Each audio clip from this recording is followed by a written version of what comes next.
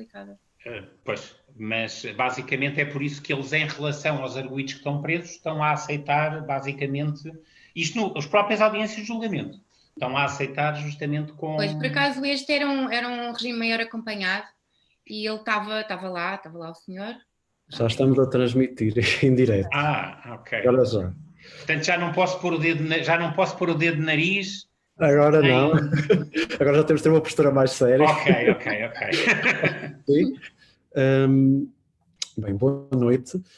Bem-vindos à terceira sessão do ciclo de webinars da Associação Portuguesa de Internos de Psiquiatria, Conversas sobre Saúde Mental. Este ciclo de webinars tem o apoio científico da Sociedade Portuguesa de Psiquiatria e Saúde Mental e o patrocínio da Biel. Esta semana o nosso tema é Psiquiatria Forense e Covid-19 e tenho comigo três ilustres psiquiatras, a quem agradeço desde já o gosto de terem aceito o nosso convite. Vou começar a apresentar os nossos convidados e depois passaremos às preleções. Primeiro, o Dr. Fernando Vieira, que é médico assistente graduado sénior de Psiquiatria no Serviço de Psiquiatria Forense do Centro Hospitalar Psiquiátrico de Lisboa, assessor do Programa Nacional de Saúde Mental para Psiquiatria Forense, membro da direção da secção de subespecialidade de Psiquiatria Forense do Colégio de Psiquiatria da Ordem dos Médicos, integrou as várias comissões nomeadas para acompanhar o regime de internamento compulsivo, Comissão de Acompanhamento da Execução do Regime de Internamento Compulsivo da Lei de Saúde Mental, tendo presidido de 2006 a 2008 e agora de 2020 a 2023. Em segundo, a doutora Marta Queiroz, assistente hospitalar de Psiquiatria no Serviço de Psiquiatria e Psicologia Forenses do Hospital Magalhães Lemos, desde setembro de 2019. Tem várias formações pós-graduadas na área da psiquiatria forense, nomeadamente pós-graduação em avaliação do dano corporal pós-traumático, pós-graduação em psiquiatria e psicologia forense do Instituto Nacional de Medicina Legal e Ciências Forenses, um curso de doutoramento em ciências forenses, uma especialização em ciências médico-legais pelo ICBAS. Por último, a doutora Susana Almeida, assistente hospitalar graduada, consultora de psiquiatria do Instituto Nacional de Medicina Legal e Ciências Forenses, sendo reconhecida como subespecialista em psiquiatria forense pela Ordem dos Médicos, exercendo atualmente atividade forense na Delegação de Lisboa. Em 2018, ingressou no quadro da Direção-Geral de Reinserção Social e Serviços Prisionais, do Ministério da Justiça, como psiquiatra na Clínica de Psiquiatria e Saúde Mental do Hospital Prisional de São João de Deus, em Caxias. É mestre em Psiquiatria e Saúde Mental pela FMUP com a tese Esquizofrenia e Crime, contributo para o estudo dos inimputáveis perigosos. Tem ainda uma pós-graduação em avaliação de dano corporal pós-traumático no Instituto Nacional de Medicina Legal e Ciências Forenses e Faculdade de Ciências Médicas da Universidade de Lisboa. Exerceu funções de coordenadora do Gabinete de Psiquiatria Forense nos Serviços de Psiquiatria e Saúde Mental do Hospital de São João e do Centro Hospitalar de Leiria. E exerceu ainda como psiquiatra prisional no Estabelecimento Prisional de Leiria e Estabelecimento Prisional Regional de Leiria. Desde já agradeço novamente terem aceito o nosso convite e dava agora a palavra ao Dr. Fernando Vieira, que vai falar sobre internamento compulsivo e Covid-19. Muito obrigada.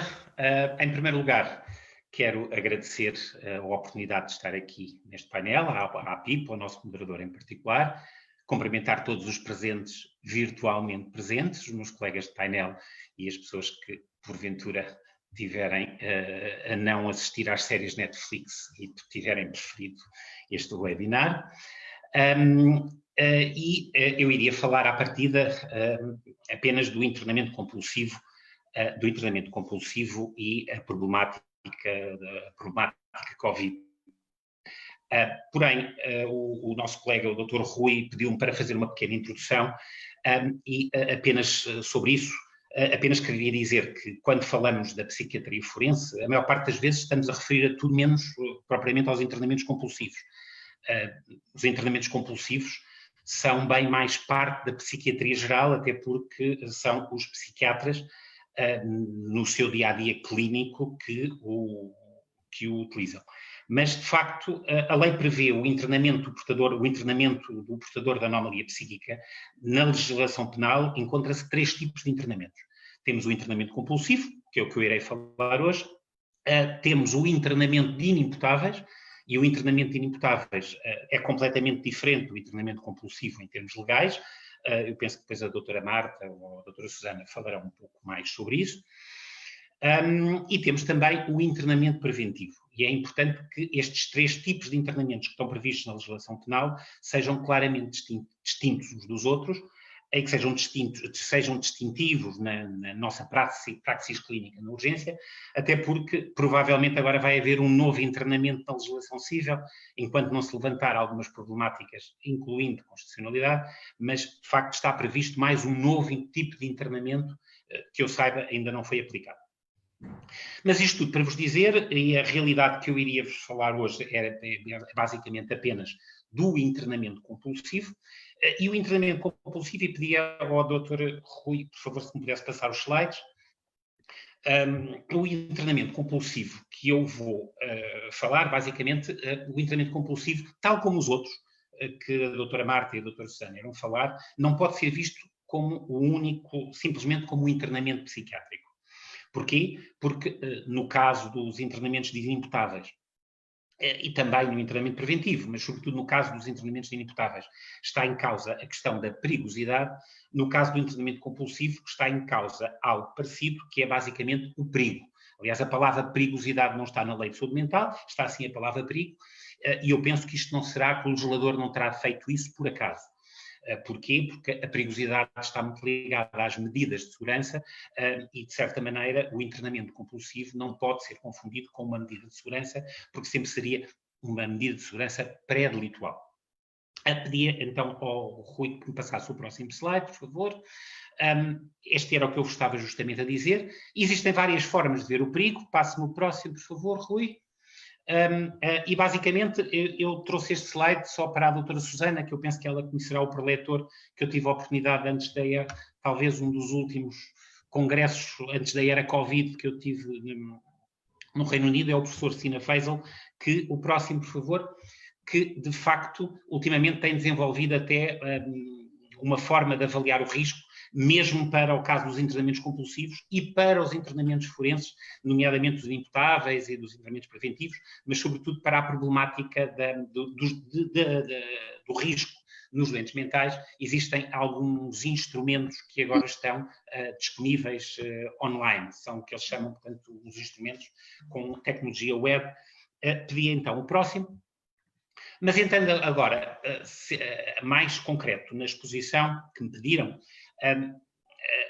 a ideia que eu queria aqui trazer era basicamente o que a atual Comissão de Acompanhamento para o Internamento Compulsivo emitiu um ofício que foi para todos os hospitais e foi para todos os tribunais, inclusive para os tribunais de família, tribunais administrativos, tribunais fiscais, porque nós enviámos para os tribunais, para os senhores juízes, através do Conselho Superior de Magistratura, e enviámos para todos os hospitais, isto na sequência das nossas competências, que podem ver os slides da Comissão de Acompanhamento, e sobretudo pedi ao próximo, por favor, e sobretudo queria-vos dizer porque é que nós optámos por enviar esse ofício para todo o país.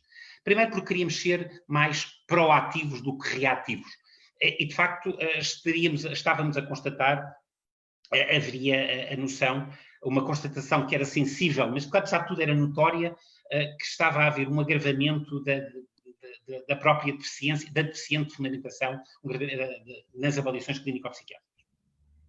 As pessoas estavam a fundamentar muito pouco, em 2 ou 3 linhas, e eu devo dizer que não fiquei muito contente, muito orgulhoso, quando soube que há pouco tempo na ONU disseram que em Portugal, às vezes, as comissões, nomeadamente o CPT, da Prevenção da Tortura, que havia algumas avaliações clínico-psiquiátricas que eram feitas em Portugal apenas quase de cruzinha, just putting some crosses, eram os termos que eles diziam.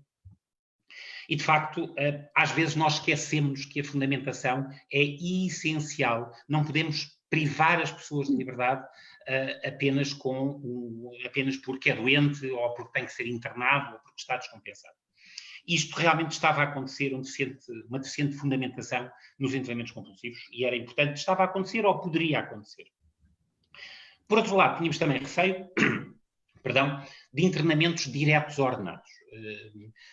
Anedoticamente, constou-nos que numa determinada zona do país há alguns indivíduos não necessariamente com uma plenitude de pressupostos, porque andavam a tossir e porque eram doentes mentais residuais, enfim, ou esquizofrenias residuais, ou atrasos mentais, a tossir por aí, sem abrigo, e havia algum receio que, porventura, houvessem mandados de condução diretos para internamento nos hospitais psiquiátricos, apenas quase pela mera suspeição de que pudesse haver contágios Covid. Por outro lado, isto cheguei a ouvir, alguns hospitais estavam a dizer que as reavaliações 2 em 2 meses, agora com a Covid não era preciso fazer. De facto, isto era bastante grave, porque as reavaliações dos tratamentos ambulatórios compulsivos, e o tratamento ambulatório compulsivo, para todos os efeitos, é um internamento compulsivo no meio menos restritivo possível. Isso é que todos os pressupostos, todos os critérios, todos os procedimentos dos internamentos compulsivos, portanto, haveria o receio que isto pudesse estar a ser banalizado. Por outro lado, havia também a problemática das 2 assinaturas que as avaliações exigem. E se é certo que a maior parte dos serviços estava a funcionar com equipes espelho, às vezes nas equipes comunitárias para as avaliações para as avaliações de 2 em 2 meses dos internamentos compulsivos, por vezes só haveria mesmo um psiquiatra, porque só o segundo psiquiatra só haveria passado 8 dias ou passado 15 dias. E, portanto, importava dar algum... É claro que nós não podíamos dar ordens aos tribunais, nem nunca isso nos passou pela cabeça, mas pelo menos apontar uma alternativa que pudesse ser viável para ultrapassar algumas problemáticas. E, por outro lado, obviamente, tínhamos que dizer alguma coisa aos hospitais, não que os hospitais nos ligassem alguma, aliás... De facto, eu penso que na maior parte dos hospitais o ofício da Comissão de Acompanhamento passou, mas não necessariamente em todos. E aos tribunais, obviamente, com muito cuidado, porque nós não podemos, naturalmente, dizer aos tribunais como é que se faz. Os tribunais são órgãos de soberania e não nos passa pela cabeça, nem deve passar pela cabeça de ninguém, ordenar ou dizer ao tribunal, a partir de agora é assim, ponto, porque sim. Pedi ao próximo, por favor. E nós tínhamos a sensação que realmente a não fundamentação dos clínicos só iria agravar o problema. E isto porquê? A falta de tempo era um bom argumento para não escrever, as pessoas tinham mais que se preocupar, nomeadamente com a questão Covid, e, de qualquer das maneiras, a pandemia só por si não justifica o incumprimento de uma lei. E, portanto, os médicos não podiam dizer agora é a Covid, agora a lei de saúde mental não se aplica. E nós tínhamos a noção que alguns colegas podiam ter esta tendência. Por outro lado, o jogo do empurra poderia acontecer, isto para não dizer que já estava a acontecer, mas de facto nós tínhamos o receio que para a medicina interna aparecesse um doente psiquiátrico com Covid, com as 2 patologias. Basicamente acredito que para os colegas de medicina interna pode ser encarado, este é um doente psiquiátrico com Covid, e para os psiquiatras pudesse ser, não é um doente psiquiátrico com Covid, é um Covid com doença psiquiátrica. E, portanto, haveria algum receio que se pudesse instalar o jogo do empurra. Pediria ao próximo. E só para terminar, dizer-vos então o que foi transmitido e a razão e a fundamentação para isso, transmitido aos psiquiatras via conselhos de administração e o que foi transmitido, ou melhor, o que foi sensibilizado aos senhores juízes e aos senhores magistrados do Ministério Público via Conselho Superior de Magistratura e via do Conselho Superior do Ministério Público.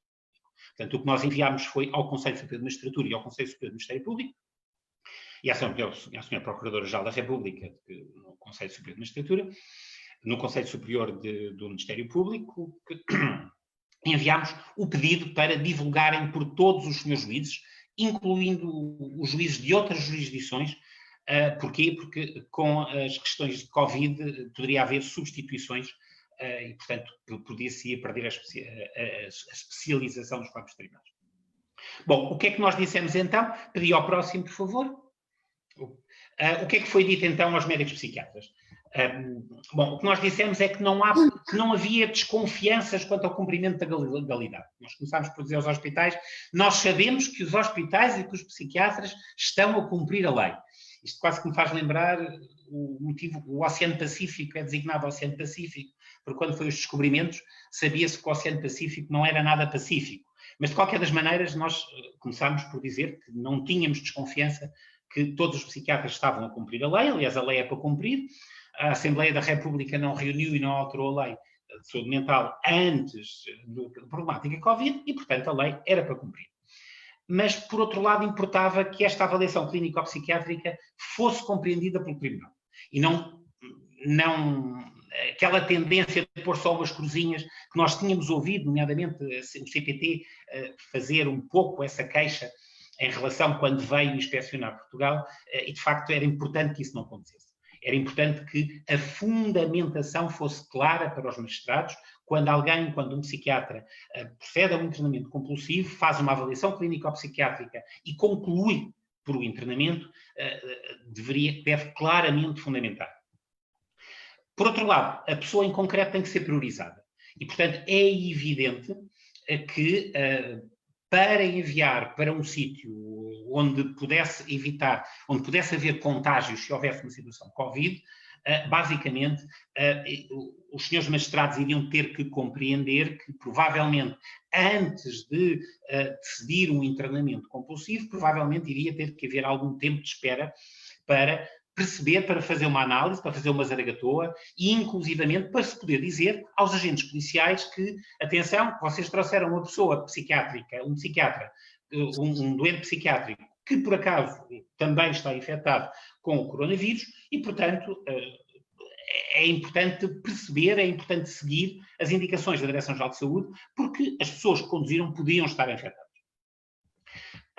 Por outro lado, nós dissemos que perante um mandato deve ser tenta emenda, um mandado judicial deve ser tenta emenda a priorização dos procedimentos, ou seja, é evidente que não é por haver um mandado que não vamos seguir os procedimentos habituais previstos pela DGS para a problemática Covid, e por outro lado, por causa das avaliações, por causa de fazer as reavaliações periódicas dos internamentos compulsivos, em particular os tratamentos ambulatórios compulsivos, informámos os hospitais do número 8 do artigo 7º da Lei número 1A de 2020, de 19/3, que dizia que sempre que tecnicamente viável é admitida a prática de quaisquer atos processuais e procedimentos através de meios de comunicação à distância adequados, nomeadamente, designadamente, por teleconferência ou videochamada.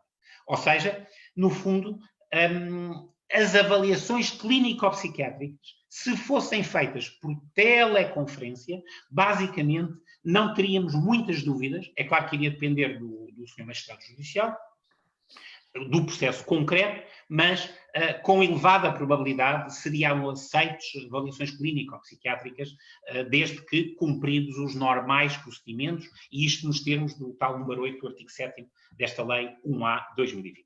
Pedi ao próximo, por favor. Finalmente, o que é que nós dissemos aos senhores magistrados? Bom, basicamente, nós demos indicações indiretas. Nós não podemos dizer aos magistrados como é que se faz, naturalmente. Nem era essa a nossa ideia. Mas apontámos aos senhores magistrados aquilo que nós estávamos a dizer aos psiquiatras. E, portanto, enviámos aos senhores magistrados as indicações, as boas práticas, não são bem normas, porque não têm o valor de norma, mas as indicações, as sugestões, os procedimentos aconselhados aos hospitais. E, por outro lado, pedimos especial compreensão aos senhores magistrados para que o internamento poder ser feito em diferentes espaços. Ou seja, é evidente que a lei de saúde mental e o internamento compulsivo é feito num serviço de psiquiatria, mas como é necessário priorizar a pessoa, se alguém, por exemplo, tivesse a precisar de um ventilador, era impensável tê-lo com um ventilador, tê-lo com uma problemática Covid e internado compulsivamente num serviço de psiquiatria. E, portanto, explicámos também que o delay das avaliações clínico-psiquiátricas podia ser explicado pela testagem Covid. Pedi ao próximo, por favor, eu penso que este é o último, se não o penúltimo. Explicámos que poderia haver dificuldade de duas assinaturas e que, sem prejuízo de uma regular realização das avaliações clínico-psiquiátricas, poderia ser que, em algumas situações, os psiquiatras pudessem consignar que estava uma assinatura, mas que tinham confirmado com o colega X ou Y, por teleconferência, que de facto este internamento era concordante, a avaliação era concordante com 2 psiquiatras. Ou então, em alternativa, enviar uma avaliação clínico-psiquiátrica com uma assinatura e, logo possível, enviar a mesma com as 2 assinaturas. Sendo certo que se poderia consignar que a avaliação foi feita pessoalmente, presencialmente por mas que foi discutida e houve a concordância do segundo elemento. Finalmente, nós pedimos para isto ser enviado a todos os magistrados do país. E, portanto, penso que não terá chegado a todos os psiquiatras do país, mas seguramente chegou a todos, e não chegou a todos os psiquiatras, porque alguns hospitais ter-se-ão esquecido, de facto, de enviar aos psiquiatras, muito embora nós começássemos por não fazer combinações em multa, mas naturalmente existe a obrigatoriedade de colaborar com a comissão, isto está previsto em lei, e portanto, basicamente foi isso que foi feito. O meu último slide é mesmo este, pedi então agora ao próximo, isto porque, Dr. Rui, se me puder passar o próximo. É este. E para finalizar, porque me foi pedido também então como é que será agora? Agora é que está passada a fase de contenção, que está passada a fase de mitigação, que já não estamos em estado de emergência, que estamos em situação de calamidade, será que alguma coisa muda? E se mudar, o quê? Eu penso que uma das coisas que vai mudar é a menor tolerância, porque neste momento nós não estamos em estado de emergência e o estado de emergência existia, de certa maneira, um compromisso também da Assembleia da República com o valor de lei e a situação de calamidade, de certa maneira, continua-se a aplicar muitas coisas do estado de emergência, mas de qualquer das maneiras é feito pelo Governo, não é propriamente a Assembleia da República e há alguns aspectos não serão tão claros que se possa, de facto, não cumprir de uma forma estrita com a lei. E, portanto, o que é que pode mudar agora com a situação de calamidade? Deixa de haver desculpas para cumprir de uma forma precisa com exatamente o que está na Lei 36/98. Sendo certo que o que é esperado é que a censurabilidade que é por não cumprimento estrito da lei seja ponderada, nomeadamente, nos tribunais. Mas, afinal, e era com isto que eu terminava, a lei não mudou nem antes, nem agora. E, portanto, se a situação começar a melhorar, como aparentemente e bem está a melhorar, se calhar, de facto, o que agora se tem que tentar também fazer é as situações de exceção, de compreensão dos tribunais, passa a ser muito mais censurável se não se cumprir estritamente o que está na Lei 36/98. E pronto, penso que terminava por aqui, se tinha só o último slide, que deixo-vos com uma imagem de Liverpool, que quando cheguei a Portugal de Liverpool, que saí de Portugal não havia nenhum contágio, entrei em Portugal, havia 3 pessoas contaminadas com Covid e, portanto, a partir daqui, enfim, penso que os congressos agora terão que mudar e este seminário é uma prova disso. Muito obrigado. Obrigado, Dr. Fernando. Já temos algumas questões, mas antes de irmos à discussão, vou passar à próxima preleção, a doutora Marta Queiroz, que nos vai falar sobre enfermarias de segurança em tempos de Covid-19, reorganização de cuidados e adaptação de procedimentos. Olá, muito boa noite. Eu gostaria, antes de mais, de felicitar esta iniciativa da APIP e de agradecer o convite para estar hoje aqui a apresentar. Eu vou então passar a minha apresentação.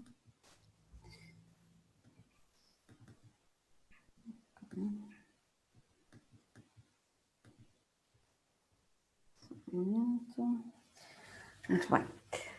O tema que me pediram para falar é enfermarias de segurança em tempos de Covid-19, reorganização de cuidados e adaptação de procedimentos.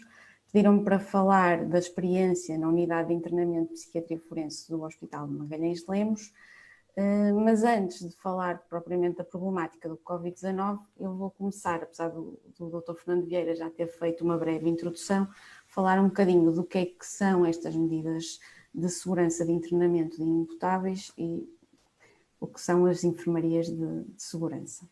Portanto, para a aplicação de uma medida de segurança têm que estar presentes 3 pressupostos. Portanto, a pessoa tem que ter praticado um facto ilícito típico, um crime previsto na lei penal, tem que ser considerado inimputável em razão da anomalia psíquica, já vamos ver o que é que o artigo 20º nos diz em relação a isto, e tem que ser considerado perigoso. Portanto, a medida de internamento tem que haver uma proporcionalidade em relação ao perigo, não existindo perigo não se justifica a medida de internamento. Então, o artigo 20º do Código Penal diz-nos que é inimputável quem, por força de uma anomalia psíquica, for incapaz, no momento da prática do facto, de avaliar a ilicitude deste ou de se determinar de acordo com essa avaliação. Não basta o diagnóstico, é preciso haver esta correlação do diagnóstico com o crime praticado. O artigo 91 do Código Penal explica-nos melhor, então, quem é que pode ser mandado internar pelo tribunal nestes estabelecimentos de cura, tratamento ou segurança. São, então, como eu disse anteriormente, não só aqueles que são considerados inimputáveis, não basta essa... Eu estou aqui com um problema técnico, porque eu não consigo... agora vou conseguir melhor, peço desculpa.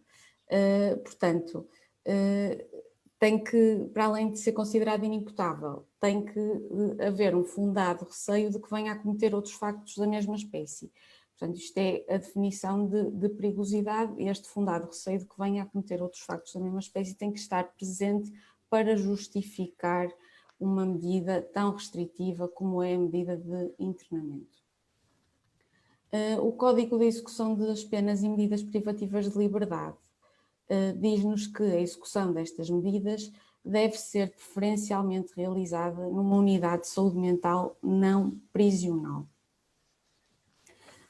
Apenas em maio de 2019 foram publicadas neste decreto-lei as adaptações ao Código de Execução de Penas que vieram regulamentar estas unidades especificamente e, portanto, este decreto diz-nos que a execução das medidas de internamento inimputáveis devem ser orientadas para quatro objetivos essenciais: a reabilitação do internado, a sua reinserção no meio familiar e social, a prevenção da prática de outros factos criminosos e a defesa da sociedade e da vítima em especial. Portanto, há aqui a preocupação clínica, reabilitativa e de reinserção social, mas também a preocupação com a prevenção do crime e com a defesa da sociedade. Temos que ter sempre isto em conta na nossa abordagem.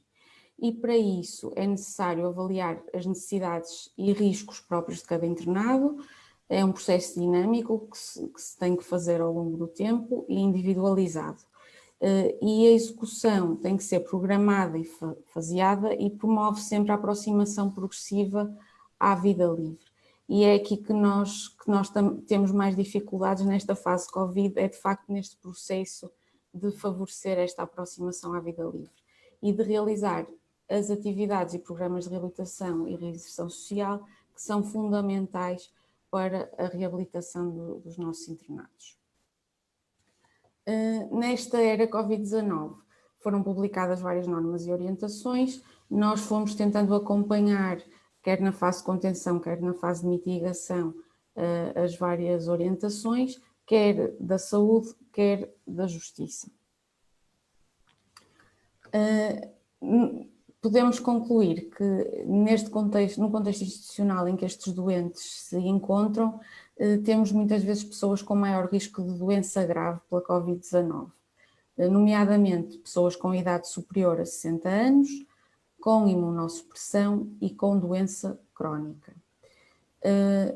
Estas pessoas particularmente vulneráveis podem ser expostas ao vírus pelos profissionais que trabalham nas unidades, pelas pessoas que os visitam, pelos voluntários que colaboram nas unidades, mas também através do próprio fluxo dos internados, admissão de novos doentes, nas licenças de saída ou nas atividades fora da unidade, ou quando há necessidade de recorrer a outros serviços de saúde para consultas médicas, urgências, realização de meios complementares de diagnóstico. Portanto, foram estas potenciais vias de contágio em que nós tentamos intervir nas medidas que fomos implementando na nossa unidade, que é uma unidade recém-criada, é ainda recém-nascida. Nós inauguramos em dezembro de 2019. Somos uma unidade de baixa segurança, destinada a internamento de doentes inimputáveis a cumprir a medida de segurança, e temos capacidade para 40 utentes do sexo masculino. A nossa população tem a distribuição etária que podem ver neste gráfico circular. 20% dos nossos utentes têm mais de 65 anos e quase 40% têm mais de 55. Portanto, são de facto uma população com alguma vulnerabilidade. Para além disso, se virmos este gráfico do tempo decorrido desde o início da medida, vemos que 30% corresponderá a pessoas que estão há 10 ou mais anos em contexto institucional, estavam antes em Santa Cruz do Bispo a cumprir a medida, antes de serem transferidos para a nossa unidade, e portanto esta duração extensa das medidas também contribui para que sejam pessoas com maior vulnerabilidade. E foi com estas preocupações que nós começamos o nosso caminho a tentar combater e a tentar prevenir que a Covid-19 entrasse na nossa enfermaria. Para isso, desde o início, começamos com normas de distanciamento social, de utilização de equipamentos de proteção, principalmente máscaras cirúrgicas a todos os profissionais que trabalham na unidade, reorganização de horários e turnos, tentando diminuir a rotatividade de pessoas que entram e saem da enfermaria todos os dias, e também reforçar a limpeza e a desinfecção dos espaços. No dia 8 de março, foram suspensas as licenças de saída e as visitas, incluindo de voluntários. Fizemos isto bastante precocemente e estamos convencidos que foi uma boa opção, porque até agora não temos qualquer caso na nossa unidade. Na semana entre 8 de março e 16 de março foram suspensas progressivamente praticamente todas as atividades ocupacionais que tínhamos, todas as que tínhamos no exterior e todas as que tinham colaboração de entidades externas. Nós, sendo uma unidade ainda muito jovem, estávamos ainda num processo de estabelecer contactos e parcerias com entidades externas. Alguns utentes durante o mês de março iam começar processos formativos e tudo isso ficou agora em suspenso. Também foram adiadas as perícias do Instituto de Medicina Legal, que estavam agendadas para as revisões obrigatórias, estão todas adiadas e até agora não temos nova data. É algo que também nos preocupa um pouco. A 16 de março foram suspensos os estágios de psiquiatria forense, os internos estavam a realizar estágio no nosso serviço, mostraram algumas preocupações porque muitos deles fazem urgência nos hospitais gerais. A nossa atividade pericial também foi suspensa, portanto o estágio já estava empobrecido, ainda havia este receio de que os internos pudessem ser uma porta de entrada do vírus no serviço, e em diálogo com os internos achamos que de facto seria de suspender o estágio e assim se mantém até agora. Suspendemos também as reuniões comunitárias que fazíamos, que envolviam sempre a presença de cerca de 30 pessoas num espaço fechado, nesta data. A 6 de abril realizamos o primeiro Conselho Técnico. Para quem não está a par, portanto, o Conselho Técnico é uma reunião que é realizada com a equipa da unidade e também com o juiz do Tribunal de Execução de Penas, com o Ministério Público e com a equipa de reinserção social, e que visa tomar decisões relativas às licenças de saída dos utentes, a eventuais transições para regimes abertos no exterior ou questões de liberdade para a prova. E, portanto, nós não podíamos pura e simplesmente suspender os conselhos técnicos, estamos a realizá-los por videoconferência e têm corrido muito bem. Isto aqui é uma imagem do nosso último conselho técnico. Quando eu me lembrei de fazer um print screen, já tinha saído grande parte das pessoas, geralmente somos 10. O Dr. João Freitas, que podem ver, que é o nosso diretor de serviço, a psicóloga, a doutora Susana, e a doutora Ana Rita Pinto, a nossa terapeuta ocupacional. Trabalho infantil, já estou a ver. Exatamente, ela está a cuidar da bebé em casa e ela estava presente. A 10 de abril foi publicado o regime excepcional de flexibilização da execução das penas e medidas de graça no âmbito da pandemia, que tinha aqui uma série de medidas: perdão parcial de penas de prisão, regime especial de indulto, regime extraordinário de licença e antecipação de liberdades condicionais. Estas medidas não abrangiam os nossos utentes, porque eles não foram condenados, tudo isto era para pessoas condenadas e com penas de prisão efetiva ou as questões da liberdade condicional, e portanto isto foi-nos bombardeado diariamente na comunicação social e os nossos utentes estavam muito atentos a isto, não é? E portanto uma das coisas que mais os estabilizou foi ouvirem estas notícias e perceberem que eles não eram abrangidos por elas. Tivemos e continuamos ainda hoje, não é, a ter que lhes explicar que de facto eles não estão abrangidos por esta situação. Em termos das medidas que fomos implementando desde a fase de contenção até agora, a equipa de enfermagem tem tido um papel fundamental nesta nova fase. Eles fizeram o reajuste das rotinas e das atividades diárias dos utentes, realizaram sessões de educação para a saúde, nomeadamente de aprendizagem das boas práticas da higiene das mãos, etiqueta respiratória, implementaram atividades ocupacionais mais centradas na equipa de enfermagem, tendo em conta que não tínhamos os apoios que habitualmente tínhamos de outras entidades, nomeadamente atividades de artes plásticas, hortas, jardinagem e de exercício físico. A nossa psicóloga, também em articulação com a enfermagem, fez um cronograma semanal de atividades especialmente para o período Covid-19, incluindo as atividades que podemos fazer dentro da enfermagem e com a nossa equipa fixa, e eles têm aderido e acho que o balanço está a ser positivo. Em paralelo, também mantivemos os contactos telefónicos com amigos e familiares, que já fazíamos, mas que continuamos a fazer. Facilitamos videochamadas. Aqui temos uma situação muito particular de um utente que tem uma surdez-mudez e que é de facto a única via com que ele consegue comunicar com a família. Estamos ainda a aguardar que nos instalem câmaras no serviço para podermos generalizar estas videochamadas aos outros utentes, que têm sido feitas com o apoio de um telemóvel e com os dados da nossa assistente social, e portanto para já ainda não podemos generalizar, estamos à espera da câmara.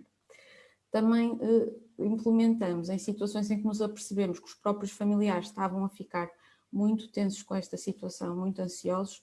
A nossa psicóloga tem feito também teleconsulta a esses familiares, que são sinalizados pela equipa, e também o feedback tem sido positivo. Tivemos há 15 dias uma admissão ao internamento e o procedimento que adotamos foi realizar um teste à entrada, que foi negativo. Ainda assim, o doente ficou em quarentena durante 14 dias, saiu agora na segunda-feira e já está plenamente adaptado à unidade, e acho que também foi uma medida que pudemos implementar e que correu bem. Pronto, e agora estamos a começar a olhar para o futuro. Quando é que poderemos começar a retomar as atividades ocupacionais? Dentro da unidade vamos ter um reforço já na próxima semana com a nossa terapeuta ocupacional a dinamizar mais atividades. Depois, dentro do hospital, no serviço de reabilitação, quando começarmos a ter a oportunidade novamente de que os nossos doentes o frequentem, e depois no exterior com as entidades com quem já tínhamos estabelecido parcerias. Também retomar as visitas, estamos à espera que haja orientações para o hospital para depois podermos decidir.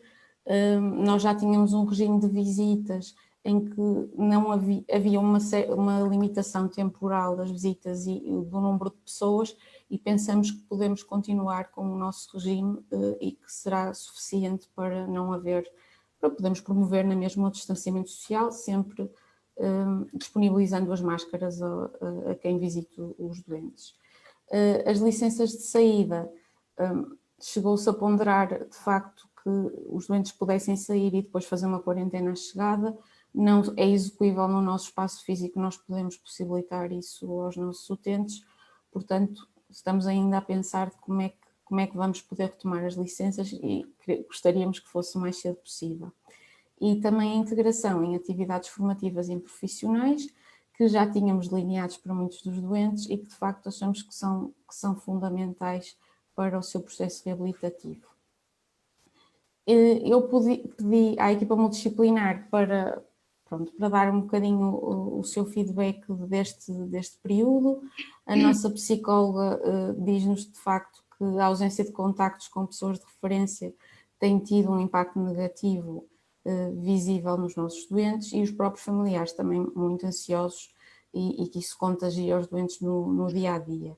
Por outro lado, a ausência de contacto com o exterior não permite a execução dos treinos de adaptação à vida livre e, portanto, há menos possibilidade depois também de gerar emoções positivas nos nossos doentes. A nossa terapeuta ocupacional sente que os doentes poderão ter visto defraudadas as suas expectativas relativamente aos resultados do seu processo reabilitativo, e também que, de facto, a ausência de contactos com a família também possa afetar o sentimento de pertença dos doentes. A equipa de enfermagem tem uma visão um bocadinho mais positiva, acham que houve uma boa adaptação a esta realidade, sentem-se um elo de relação terapêutica com o doente, aumentaram a escuta ativa e promoveram a educação para a saúde, e sentem que os doentes criaram, de facto, novos hábitos e rotinas e que foram cumprindo as regras estabelecidas de segurança.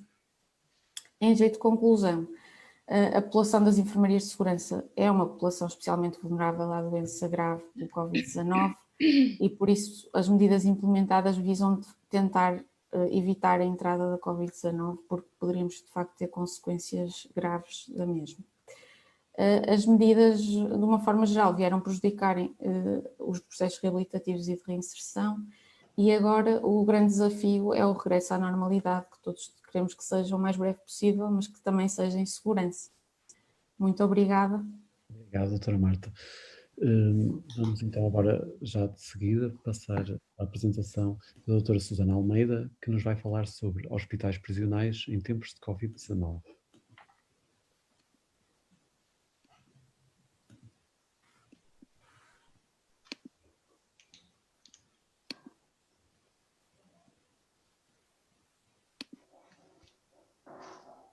Obrigada à Pipa pelo convite. É sempre bom para nós que trabalhamos na psiquiatria prisional isto acontecer. A psiquiatria prisional é uma área que de alguma forma consegue conjugar a psiquiatria clínica com a forense, mas num meio muito específico, que é o meio penitenciário. E quando o psiquiatra sai da sua zona de conforto, que é a zona clínica assistencial, no nosso caso na comunidade, não é? No Sistema Nacional de Saúde ou mesmo no sistema particular, e passa a entrar numa zona que não é esta, é a zona mais específica, que é jurídica, no caso penitenciária. Eu sou psiquiatra, faço parte não do Sistema Nacional de Saúde desde 2018, mas sim do Ministério da Justiça, portanto a Direção-Geral de Reinserção e Serviços Prisionais, e é toda uma realidade francamente diferente. Começar logo pela parte ética e pelo comportamento que teríamos que adotar. Não é um comportamento diferente relativamente àquele que temos com os doentes na comunidade, mas é um comportamento que terá que ser ajustado a um meio que não é o meio clínico habitual. Eu entendo que a psiquiatria é uma área que tem 370 graus e nós podemos facilmente enquadrar doentes e especificamente aqueles que são os que chamamos portadores de anomalia psíquica grave numa destas vertentes da psiquiatria e passando pelas três de uma forma relativamente simples. Portanto, alguém que tem uma anomalia psíquica grave, comete um ilícito, é detido, é internado preventivamente, já vamos ver relativamente ao internamento preventivo qual é que é a diferença, até porque vou contextualizar esta realidade, que acho que é importante, e a psiquiatria forense que depois entra neste doente como uma perícia médico-legal, em que se é ferido, e a Marta disse há pouco e explanou bem, a questão do artigo 20 do Código Penal, e há uma perícia que é realizada e este indivíduo, que é doente, sendo considerado inimputável, então irá depois para uma unidade como aquela que a Marta apresentou, ou sendo imputável, pese embora possa ter uma anomalia psíquica, portanto não será incompatível isto, poderá então ir para um estabelecimento prisional, não deixando de ter uma doença mental. A psiquiatria prisional é outra psiquiatria, de facto. É uma psiquiatria que, na sua definição mais simples, poderemos dizer que é a psiquiatria clínica em meio judiciário, como eu disse há pouco, e é, de facto, o tratamento psíquico de indivíduos que estão sob a tutela do Estado. Tem os princípios éticos próprios, que não vou estar a alongar-me porque seria outra apresentação, mas vou só falar na questão do double agentry, que é aquilo que chamam os anglo-saxónicos, que podemos traduzir por duplo agenciamento, que é o quê? Que é nós médicos, temos dever de lealdade para com os nossos doentes, como todos os outros médicos, e temos o dever de sigilo e confidencialidade e tudo isso, mas ao mesmo tempo nós não nos podemos esquecer que estamos num meio muito próprio, com regras e normas muito próprias. Nós trabalhamos junto de enfermeiros como todos os médicos, mas estamos num hospital prisional, trabalhamos com guardas prisionais e há toda uma ambiência diferente e que temos que respeitar e perceber para podermos ter uma relação multidisciplinar muito diferente da relação multidisciplinar que se passa fora do meio penitenciário, mas que é muito rica também e bastante interessante. Há uma outra questão interessante que nós percebemos claramente, que é a dificuldade que muitas vezes a autoridade judicial tem, quer o juiz, quer a questão da magistratura, falando no Ministério Público, de pedir-nos a nós, psiquiatras prisionais, informações que fogem da nossa esfera, porque são informações que serão obtidas apenas exclusivamente mediante uma perícia médico-legal. Portanto, há aqui muita dificuldade, às vezes, no próprio Poder Judicial, perceber o que é que o psiquiatra prisional pode fazer ou não relativamente aos doentes que estão internados. Falando um bocadinho do hospital, o Hospital Prisional São João de Deus é em Caxias, é o único hospital prisional do país. Temos a Clínica de Psiquiatria e Saúde Mental, tem está dividida em dois serviços diferentes.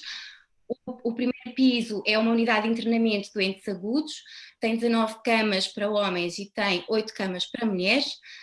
E o piso 0 é o Serviço de Internamento e Evolução Prolongada, que é o CIEP, e consiste na transição, quando conseguimos compensar os doentes na sua fase aguda, consiste num serviço onde eles transitam e têm depois atividades de uma forma mais reabilitativa, que não têm na altura em que estão na unidade de internamento de agudos. Isto porque é uma população muito especial aquela que nós temos. Nós temos 3 tipos de doentes internados, porque vêm de 3 fontes diferentes. Nós temos reclusos que vêm de estabelecimentos prisionais, e agora só à parte, nós temos no nosso país 48 estabelecimentos prisionais, aliás, eles são 47 estabelecimentos prisionais, um deles é o Hospital Prisional, que é um estabelecimento prisional, portanto não é de baixa segurança, é de facto um estabelecimento prisional.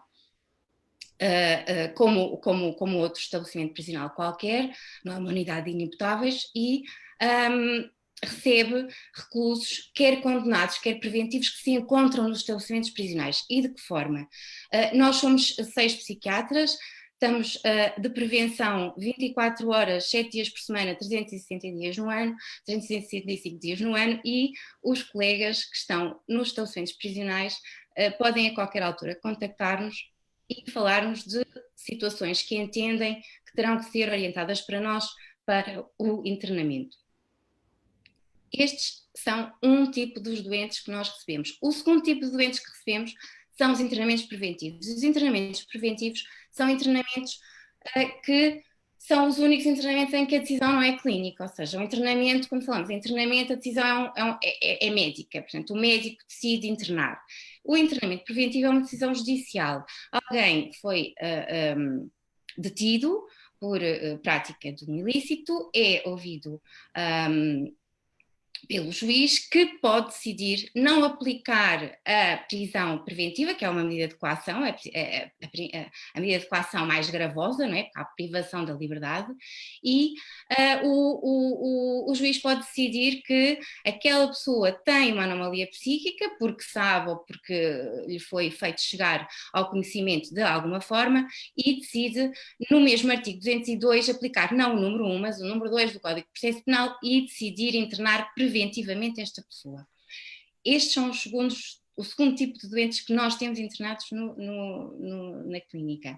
O terceiro são os inimputáveis. E, de facto, nós temos doentes inimputáveis internados no hospital prisional, na clínica de psiquiatria, e são doentes que, como a Marta muito bem explicou, já foram julgados, foram sentenciados, foram determinados como inimputáveis na esfera do artigo 20 do Código Penal, com uma anomalia psíquica, obviamente, e a qual não os impediu de avaliar a ilicitude ou de se determinar de acordo com a avaliação da ilicitude, e são então sentenciados não a uma pena, mas a uma medida de segurança de internamento. E nós temos também estes doentes no nosso serviço. Há um manual de procedimentos para a prestação de cuidados de saúde em meio prisional, que existe em todos os estabelecimentos prisionais do país, e estes são os cuidados que estão previstos nesse manual de procedimentos e que são aqueles que o psiquiatra terá que prestar. Vou só salientar aqui uma coisa, que estes cuidados estão muito virados para o psiquiatra. Eu fiz durante 7 anos psiquiatria prisional em estabelecimentos prisionais, exclusivamente consultas, enquanto psiquiatra do Sistema de Saúde, Nacional de Saúde, fazia algumas horas em 2 estabelecimentos prisionais, e este era um manual que conhecemos bem e que explanava o que é que o psiquiatra deverá fazer enquanto psiquiatra num estabelecimento prisional. Portanto, terá que observar os doentes que são referenciados por outros clínicos, e os outros clínicos são os colegas de medicina geral e familiar que vão aos estabelecimentos prisionais de uma forma diária. Terá que observar indivíduos em regime especial de reclusão, e aqui reporto-me à situação das celas disciplinares e de outros meios que são aplicados, e voltando novamente a este meio especial penitenciário, com regras e normas próprias, há situações que acontecem, há processos internos em que os indivíduos são ouvidos, como se fosse uma situação não é um julgamento, mas é uma avaliação de um ilícito que acontece no meio prisional, e portanto eles têm também determinadas penas ou regimes especiais que lhes são aplicados, e muitas vezes enquanto psiquiatra, e já aqui no hospital prisional, fazia dentro do horário do hospital prisional uma manhã no Linhó, no estabelecimento prisional do Linhó, que tem uma unidade de alta segurança e que era muitas vezes necessário ir lá por causa de alguns distúrbios que alguns indivíduos estavam a causar, e muitas vezes seria necessário intervir, ou não, porque há situações em que o psiquiatra terá que separar muito bem se é uma situação de segurança ou se é uma situação de doença ou de perturbação mental, obviamente. Terá que diagnosticar e tratar as doenças e as perturbações de acordo com a forma como as trata fora do contexto penitenciário. Obviamente estes doentes são doentes como os outros que não estão neste meio, em termos de tratamento, claramente. Estamos a falar em direitos humanos e estamos a falar em tudo isso que nós sabemos que está muito relacionado com o meio penitenciário. Referenciar o doente para unidades especializadas, e aqui então é aquilo que eu dizia há pouco do colega que está no estabelecimento prisional e que necessita de internar um doente mental, e determinar tratamentos e intervenções de cariz psicoterapêutico, porque também há psicologia nos estabelecimentos prisionais, e é muito importante esta relação entre o psiquiatra e a psicologia, o psicólogo ou psicóloga que existe nos estabelecimentos prisionais. Há pouco o Fernando falou no professor Sina Feisal, eu conheço pessoalmente o professor Sina Feisal, é uma pessoa que se tem dedicado muito ao estudo da doença mental em meio prisional, e nós sabemos que a prevalência das doenças mentais em meio prisional é francamente superior à prevalência das doenças mentais na comunidade, e estou a falar de doenças mentais como a esquizofrenia, por exemplo, e a doença bipolar. Vou só agora, antes de falar mais um bocadinho sobre isso, e muito rapidamente, aquilo que é de facto o foco desta apresentação, saber como é que nós organizamos na psiquiatria prisional a questão da situação da Covid. Os psiquiatras mantêm-se de prevenção, ou seja, on-call, não é? 7 dias.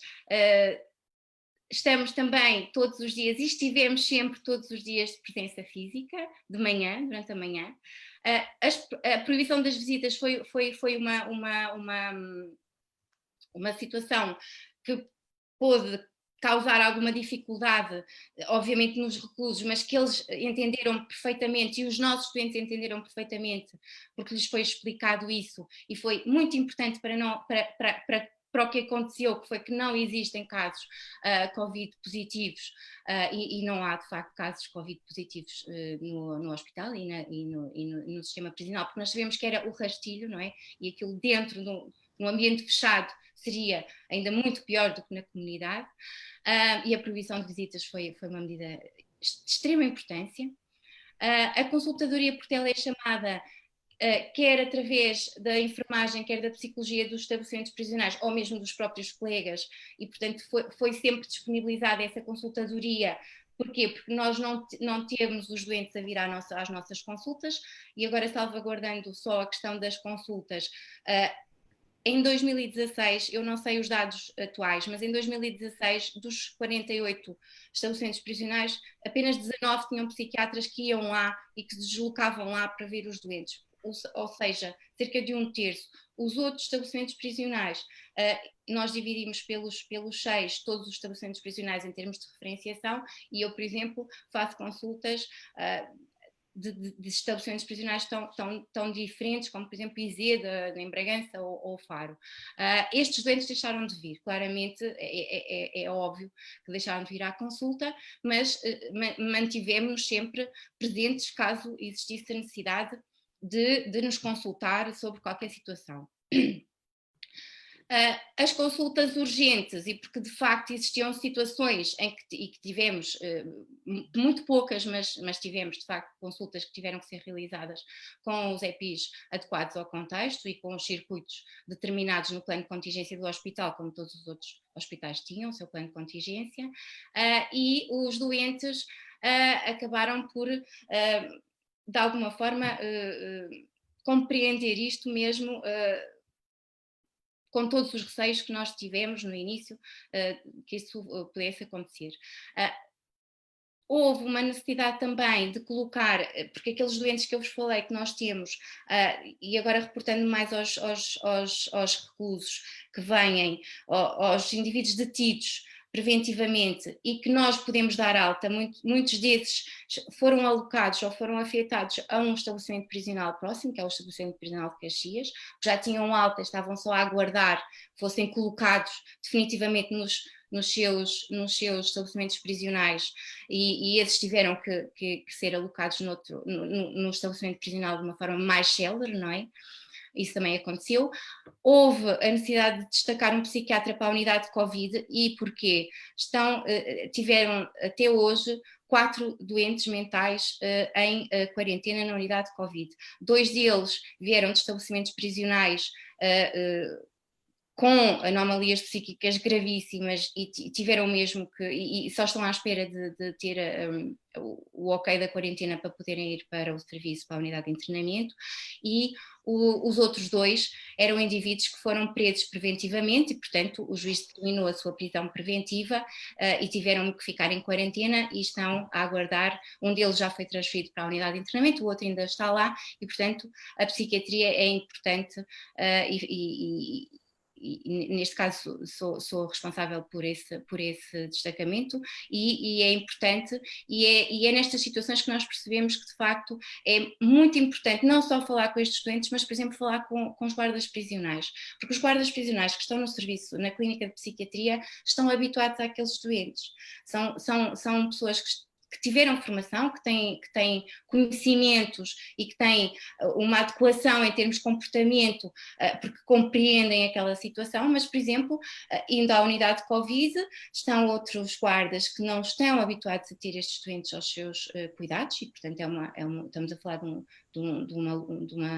no estabelecimento de segurança e, portanto, tudo isto foi sendo feito à medida que as coisas iam acontecendo e tem acontecido e tem corrido bem. Vou reforçar a questão da informação. A informação é importante, não só na comunidade, mas também fora da comunidade, principalmente neste meio, porque é com a informação e com a segurança que nós conseguimos transmitir a estes doentes que as coisas também têm corrido francamente bem. E para finalizar, naquilo que nós fizemos, que era um procedimento que também não existia, como é óbvio, não é? Temos uma disponibilização diária e continuada a todo o pessoal do Hospital Prisional de São João de Deus que queira falar connosco com os psiquiatras e isso cabe diariamente ao psiquiatra que está de chamada essa função. Portanto, todos os dias será um de nós a ser responsável por esse apoio também aos funcionários e aos colegas e aos enfermeiros e a todas as pessoas que necessitem do nosso apoio. Eu não me quero alongar mais, eu tinha só aqui a questão da falta de conhecimento que nós temos de quem é que são estas pessoas, não é? Quem são estas pessoas que nós internamos, e eu só vou mesmo terminar com um trabalho que fizemos, que apresentámos em Roma em julho do ano passado. O que é que fizemos foi uma coisa muito simples, foi só fazer uma consulta de processos. É tudo muito manual, é tudo muito escrito à mão, demorou-nos bastante tempo, conseguimos tirar uma fotografia do doente tipo que está internado no nosso serviço e é um homem, 32 anos, solteiro, com um emprego, mas com um emprego ocasional, portanto nada de estabilização em termos profissionais, vive com a família nuclear ou com a mulher ou com a namorada e vem de um estabelecimento prisional. Portanto, é um indivíduo que está preso e vem de um estabelecimento prisional para a nossa unidade de internamento, mas que tem história de doença mental. Isto foi muito frequente. Nós percebemos que estes indivíduos, antes da detenção, a maioria deles já tinha tido contacto com os serviços de psiquiatria na comunidade e muitos deles tinham inclusivamente tido internamentos prévios. E a psicopatologia representada é a psicose.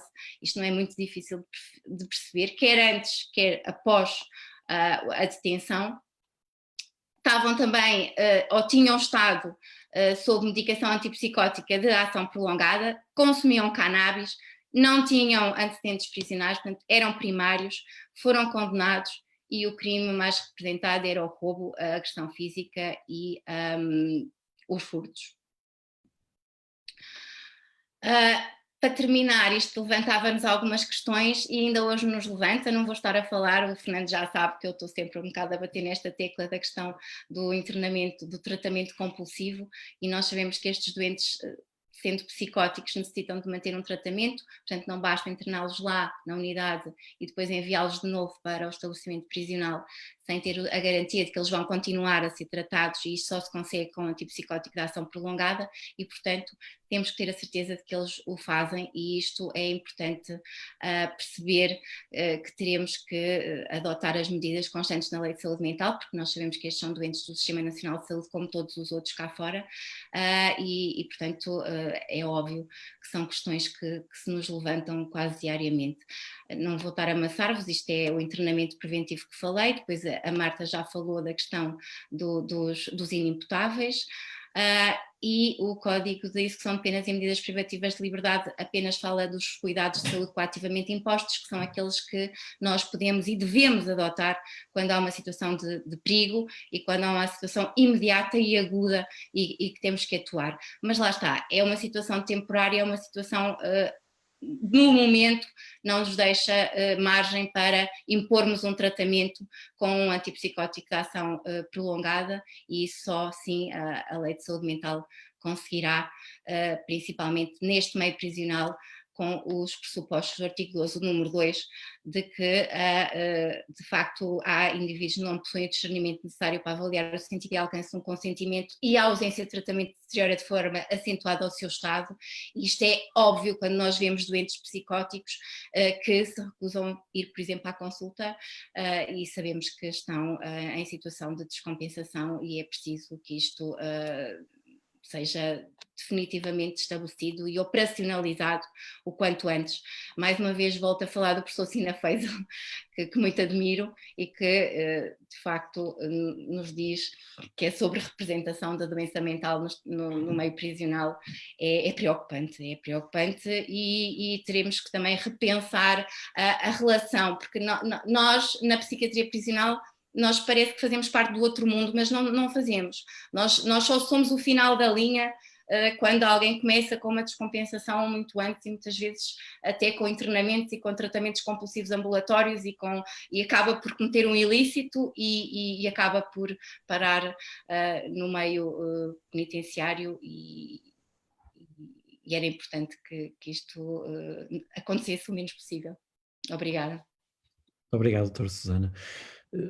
Então agora damos início à discussão, temos algumas questões já da nossa audiência, e se calhar começava pelo Dr. Fernando Vieira, que tem aqui uma questão dirigida para si, do Dr. Sebastião Torres, que nos diz que sobre as avaliações bimestrais dos doentes em ambulatório compulsivo, o texto da DGS refere que poderá haver alterações nos procedimentos de acordo com o que for ordenado pelo doutor juiz.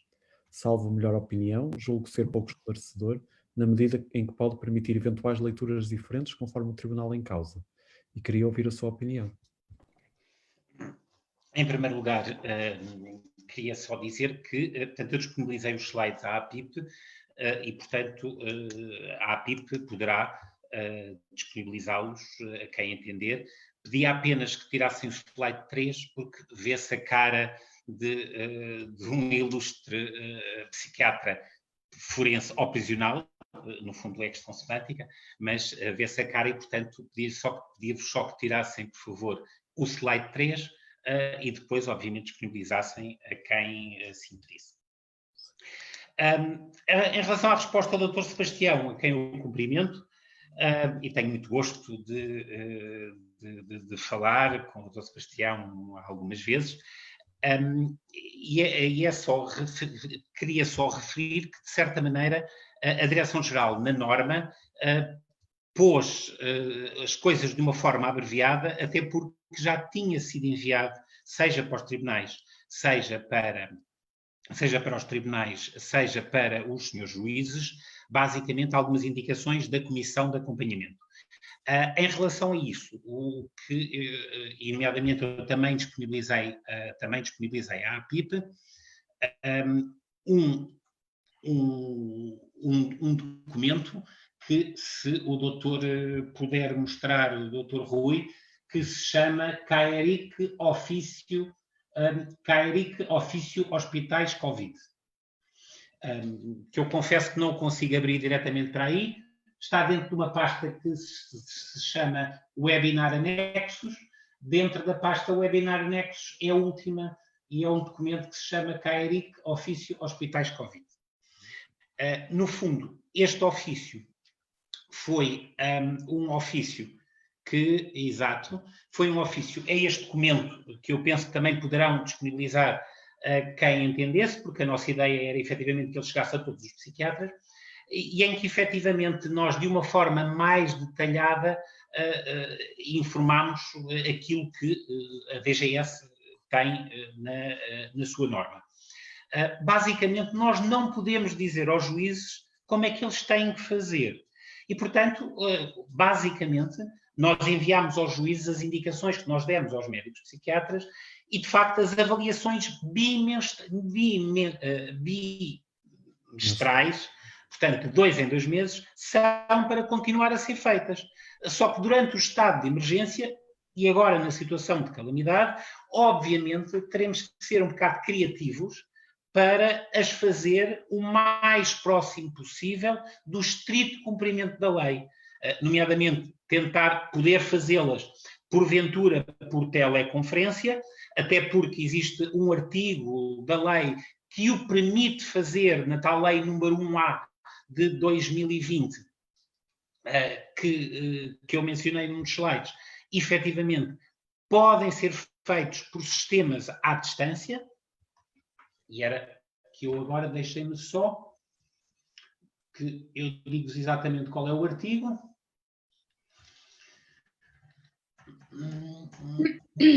Exato, é o número 8 do artigo 7º da lei número 1A 2020 de 19/3, que diz que sempre que tecnicamente, e sempre é sempre, que tecnicamente viável, é admitida a prática de quaisquer atos processuais, e aqui a avaliação clínico-psiquiátrica pode ser considerada, pelo menos numa interpretação extensiva, como um ato processual, porque faz parte de um processo, e então a lei diz-nos que sempre tecnicamente viável é admitida a prática de quaisquer atos processuais e procedimentais através de meios de comunicação à distância adequados, designadamente por teleconferência ou videochamada. E, portanto, as avaliações são para fazer, ainda que possam ser feitas por telechamada ou teleconferência, ainda que, e são para ser assinadas por 2 psiquiatras, ou então, como nós dizemos no documento, ser consignado, ser feita por um, e consignado que o outro elemento com quem nós contatamos telefonicamente ou por teleconferência está de acordo e, obviamente, subscreve isto. E, obviamente, não é para enviar a dizer que o meu colega concorda. Não. É para submeter ao colega e o colega diz que concorda e nós escrevemos, consignamos na avaliação que o colega X ou Y, contatado na data tal pelo sistema telechamada ou teleconferência e concordou com esta avaliação, subscrevendo-a. E, portanto, isso é enviado, e isso dessa forma é enviado ao juiz. É claro que nós agora não estamos em estado de emergência, e o estado de emergência é decretado pela Assembleia da República, a situação de calamidade não é a Assembleia da República e poderá haver algumas dificuldades em se considerar que é legalmente válido este número 8 do artigo 7º. Mas o certo é que ainda não saiu nenhuma lei para alterar esta número 1A de 2020. E, portanto, é possível que isto possa continuar a ser feito nos moldes em que está a ser feito, desde que, obviamente, o juiz autorize. Porque, de facto, não podemos ser nós a dizer ao juiz como é que ele vai orientar o processo. Isso, obviamente, isso era deturpar a situação. E, portanto, basicamente, o que eu sugiro é que estes procedimentos sejam colocados ao juiz, seja explicado. E, enfim, nós somos técnicos de saúde mental, portanto devemos à partida saber explicar, e portanto é de admitir que efetivamente não se levante, que nós saibamos até agora, não houve que tenha sido comunicado à Comissão de Acompanhamento, não se levantou até agora nenhum problema. Muito obrigado, Dr. Fernando. Temos aqui uma questão que foi colocada por mais do que uma pessoa, que a doutora Marta acabou por aflorar este assunto, mas se calhar voltávamos a ele, que há pessoas a questionar se os inimputáveis com medidas de segurança de internamento de duração abstratamente semelhante às penas daqueles que foram colocados em liberdade devido à Covid-19 não poderiam receber tratamento similar. Não sei se a doutora Marta quer Sim, posso responder. A situação efetivamente é delicada. Basicamente, isso iria ter que ver com a interpretação concreta que fosse feita do juiz concreto desse processo. Posso dizer é que o entendimento que tem sido feito é que à partida não. Agora, de facto, e à partida não porquê? Porque eles não estão, a lei diz de uma forma estrita que é os que têm uma pena. Exato. E os inimputáveis não têm uma pena. Para ter uma pena é preciso fazer-se um facto típico, ilícito e culposo. E, portanto, como a doutora Marta disse, eles fizeram um facto ilícito típico não culposo. Não foram sentenciados numa pena, foram sentenciados numa medida de segurança. Portanto, numa interpretação estrita, fogem ao regime que a nova lei aplica. Porém, se for feita uma interpretação extensiva, e devo dizer que quem tem que fazer a interpretação das leis não são os médicos, quem faz a interpretação é efetivamente os juízes dos processos concretos, e, portanto, se porventura houver algum senhor juiz que numa interpretação extensiva entenda que isto é aplicável, porventura poderá ser aplicável desde que eles não tenham sido sentenciados numa medida de segurança superior a 8 anos. Ou seja, se a medida de segurança tiver um fim, basicamente nós podemos considerar isso. Porque a medida de segurança não tem um fim. Se o crime praticado, se o facto criminoso, falando bem, porque não é crime, é um facto criminoso ou um ilícito típico, não é um crime, é um facto criminoso. Se o facto criminoso tiver uma pena superior a 8 anos, a medida de segurança não termina, é reavaliada de 2 em 2 anos após passado o tempo máximo. Se o facto criminoso praticado foi inferior a 8 anos, então a medida de segurança, nem que a vaca tussa, chega ao fim quando terminar. E apenas para estes seria possível, porventura, aplicar a nova lei. Devo dizer que, tanto quanto eu tenho conhecimento, nenhum juiz do TEP tem tido o entendimento de equiparação neste sentido. Ou seja, do meu ponto de vista, não se pode aplicar a nova lei. Ainda assim, se algum senhor juiz tiver esse entendimento, fundamentando, dizendo, não serei eu médico a dizer que não, nunca na vida. O meu entendimento médico é que não. O entendimento, tanto quanto eu tenho conhecimento da maior parte dos senhores juízes, nomeadamente do TEP, também não. Se algum senhor juiz entender na sua dota decisão aplicá-lo, fazendo uma interpretação extensiva, enfim, o tribunal assim dirá, e se alguém quiser, enfim, faça um recurso e a lei resolve o problema. Mas tanto quanto eu tenho conhecimento, de facto, numa leitura estrita, não. Só para complementar o que o Dr. Fernando Vieira acabou de dizer, de facto, na nossa unidade nós recebemos o parecer do nosso juiz do TEP, que é o responsável por todos os nossos doentes internados, e o parecer foi que, de facto, que não se aplicava. Portanto, nós notificamos os doentes dessa leitura do juiz.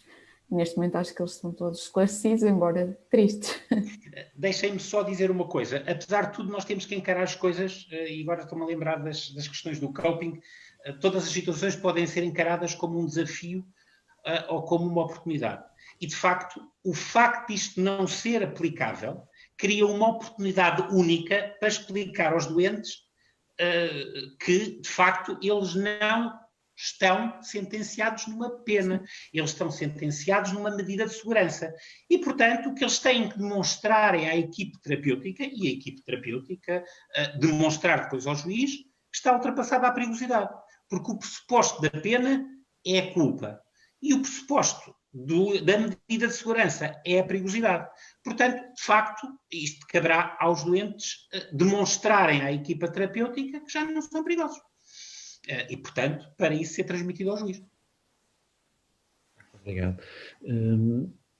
Apesar de tudo, esta não adequação, portanto, desta medida a este tipo de pessoas que estão sentenciadas a uma medida de internamento tem tido, creio que também os seus efeitos a nível de adaptação.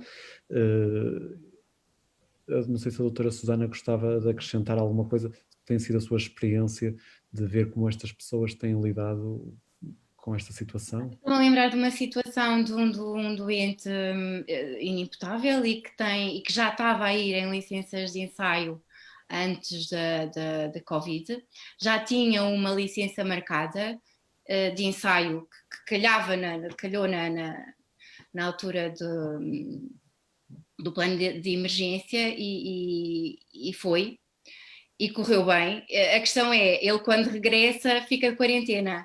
E, portanto, nós temos possibilidade na unidade Covid, felizmente, de poder continuar a ter estes doentes inimputáveis que já estão em licenças de ensaio, a ir, a voltar. E eu estive ontem lá e, de facto, o caricato é que ele...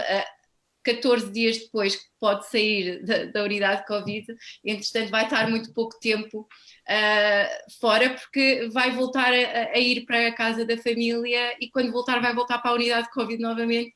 Portanto, andamos aqui a entrar e a sair, mas tem corrido bem. E pronto. Houve uma outra situação, eu estava a ouvir-vos e estava a pensar, mas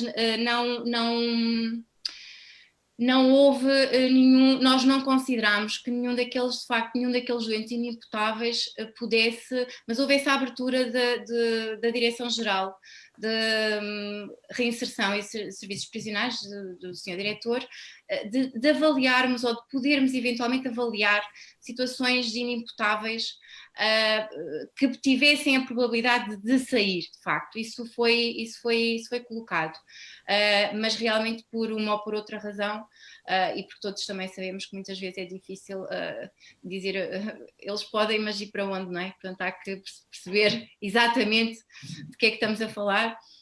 E não houve nenhum doente dos inimputáveis que de facto fosse ponderada essa hipótese, apesar de ter sido de alguma forma aberta a hipótese disso poder acontecer. Obrigado. O Dr. Fernando Vieira falou-nos da questão das avaliações clínico-psiquiátricas, muitas das vezes serem sumárias, que foi apontado até pela ONU. Esta questão de agora haver a possibilidade de utilizar a telepsiquiatria para fazer estas avaliações não poderá ainda agravar este problema? Eu acho que o que agrava o problema é a tendência do tudo muito rápido e de fazer alguma coisa. Eu penso que as avaliações têm que ser feitas, têm que ser claramente fundamentadas. E os médicos estão muito pouco habituados a fundamentar. Gostam muito, é assim, porque eu digo que é assim, medicamente é assim, e eu medicamente é que mando. Isto obviamente não é aceitável. E, portanto, se uma avaliação clínica ou psiquiátrica for feita de uma forma cuidada, se for feita com o devido tempo, eu confesso que uma das coisas que me aterroriza, isso no campo das perícias, não tanto nas avaliações clínico-psiquiátricas, é a questão de fazer-se perícias ao quilo, muitas vezes de haver alguma tendência eventualmente disso. Portanto, o que eu acho é que as avaliações clínico-psiquiátricas têm que ser bem feitas. E ser bem feito, a velha história do depressa e bem não há quem da sabedoria popular, eu penso que se aplica. E, portanto, agora, é evidente que, e então para os velhos como eu, é muito mais difícil fazer as coisas por teleconferência, obviamente. E, portanto, eu acredito que a tolerância para fazer isso termine quando se passa do estado de emergência para a situação de calamidade. E, portanto, cada vez haverá menos tolerância dos tribunais para poder fazer isto desta maneira. Agora, pode ser feito se o juiz entende que for ser feito. E, portanto, se o juiz titular do processo não puser qualquer questão nesse sentido, Se o psiquiatra souber explicar bem a avaliação, fazê-la de uma forma adequada, por teleconferência, se o juiz assim o autorizar, não estou a ver que levante problemas. Muito obrigado. Então, agora, se calhar, para terminarmos, estamos no fim do tempo, pedia, se calhar, um comentário final a cada um dos nossos palestrantes sobre o que consideram ser os maiores desafios agora no nosso curto prazo, médio prazo. Se calhar começava pela doutora Marta. Ok. É assim, tenho ouvido muita gente a dizer, não é, que foi fácil fechar as pessoas e agora vai ser difícil que as pessoas retomem a normalidade e que se sintam confiantes e seguras para sair. E eu acho que, de facto, vai ser essa a maior dificuldade. É nós, agora, cada abertura que vamos dar para dar um passo em frente, vamos sentir sempre essa insegurança, esse medo de facto, o vírus entre pela enfermaria adentro. Mas é fundamental que consigamos dar esses passos e que seguros, mas o mais breve possível, porque nós estávamos também a dar os primeiros passos na unidade, tínhamos as coisas finalmente a acontecer, os processos reabilitativos a começar, as atividades a começarem a ganhar rotinas e tudo ficou suspenso, não é? Os processos, tínhamos se calhar pessoas que poderíamos já estar em condições de dar uma avaliação mais positiva, de ter feito já um trabalho mais considerável e que infelizmente não conseguimos. E isso, estamos a falar de privar pessoas da liberdade possivelmente por mais tempo por estarmos privados desta situação, se isto se prolongar muito mais. Portanto, vamos mesmo ter que reabrir e estou confiante que vai correr bem. Muito obrigado. Doutora Susana? A questão da privação da liberdade no caso da clínica onde trabalho, pronto, é evidente, não é? Durante este período, como são casos que a privação da liberdade e julgamentos continuaram, não é? E os doentes fizeram depoimentos por teleconferência, o que também foi um desafio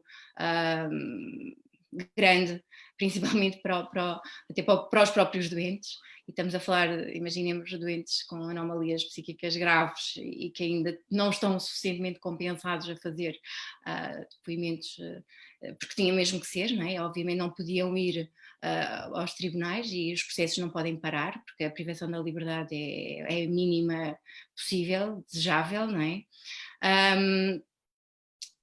O grande desafio agora vai ser voltar a ter os reclusos a vir às consultas e até sexta-feira vamos ter que definir como é que isso irá ser feito, porque como vos disse, há estabelecimentos prisionais que não têm psiquiatra presencial e que necessitam de ser acompanhados por nós e cada um de nós tem um período de consulta ou 2 períodos de consulta por semana e portanto vinham à consulta e deixaram de vir e vão começar a voltar novamente de uma forma gradual, não poderão vir carrinhas com 3 e 4 e 5 obviamente de uma vez e mesmo na zona onde eles esperam também o espaço é confinado, não poderá ser assim. Bem, vamos ver, vamos fazendo devagar. Muito obrigado, doutora Susana. Doutor Fernando, quer deixar-nos uma última palavra?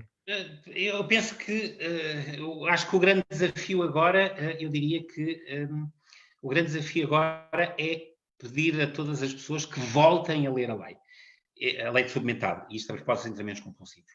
E o grande desafio será ler a lei para aplicar a lei ainda que de uma nova forma. E só se pode aplicar a lei de uma nova forma e só podemos aliviar e avançar para a frente se soubermos a lei. E aquilo que eu constato é que a maior parte das pessoas, eu próprio, quando leio a lei outra vez, eu costumo comparar a lei de saúde mental aos livros do Asterix. Cada vez que eu leio um livro do Asterix, encontro uma piada nova. Eu, cada vez que leio a lei, encontro algo de novo. E, portanto, o desafio que eu acho é os técnicos de saúde mental, os psiquiatras em particular, têm que ler a lei e têm que cumprir a lei, ainda que a possam cumprir de uma forma diferente. Portanto, desde que a cumpram e desde que o juiz autorize que o cumprimento seja dessa forma, eu penso que é esse o grande desafio. Sendo certo que o outro grande desafio é convencer os juízes, convencer os magistrados que decidem que agora, na atualidade, o regime de exceção não terá acabado. E, portanto, eu penso que o grande desafio é a criatividade e, sobretudo, o conhecimento da lei o suficiente para poder aproveitar as franjas, as reticências, os pontos e as vírgulas da própria lei, obedecendo-a sem transgredir, mas de uma forma diferente. É uma excelente lei. Sim. É uma excelente lei, a nossa. É uma pena não aproveitarmos a excelente lei que nós temos. Muito obrigado a todos por terem aceito participar e pela vossa prestação, que acho que foi um contributo muito importante para a formação dos internos e para o público em geral. E mais agradecer-vos e também agradecer à Sociedade Portuguesa de Psiquiatria e Saúde Mental, que nos tem dado o apoio científico, e ao patrocínio da Bial, e desejar-vos uma boa noite. E até para a semana. Obrigado. Boa noite, obrigada.